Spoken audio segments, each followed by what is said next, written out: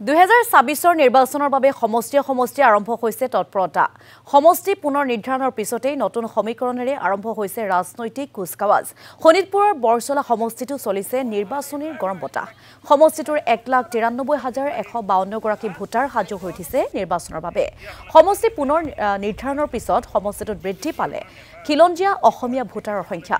মুঠ ভোটাৰৰ 38% খিলঞ্জীয়া অসমীয়া ভোটাৰৰ সংখ্যা হোৱাত স্থানীয় ৰাইজে দাবী কৰিছে খিলঞ্জীয়া প্ৰতিনিধিৰ। 2024 চনৰ নিৰ্বাচনত নতুন মুখৰ সন্ধান কৰিছে সমষ্টিবাসীয়ে। বৰচলা সমষ্টিত খিলঞ্জীয়া অসমীয়াক প্ৰাৰ্থিত্ব দিয়াৰ বাবে মুখ্যমন্ত্ৰীক দাবী জনাইছে সমষ্টিবাসীয়ে।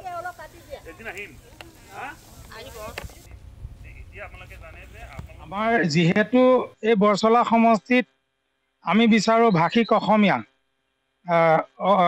এজন প্ৰতিনিধি আমি বিচাৰো, কাৰণ আজি বহু বছৰ ধৰি বেলেগ সম্প্ৰদায়ৰ প্ৰতিনিধিয়ে প্ৰতিনিধিত্ব কৰিছে। এইবাৰ আমি পৰিৱৰ্তনৰ লগতে আমাৰ জনগাঁথনিৰ ফালৰ পৰা আমাৰ খিলঞ্জীয়া ভাষিক অসমীয়া এজন যুৱ নেতা আমি বিচাৰিছোঁ।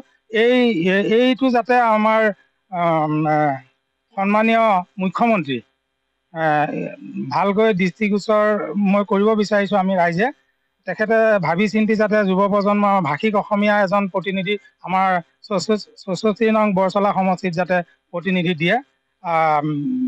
বিজেপিৰ পৰা আমি যাতে এজন যুৱ প্ৰতিনিধি আমাৰ বৰচলাৰ পৰা আমি পঠিয়াব পাৰোঁ অসমীয়া এজন।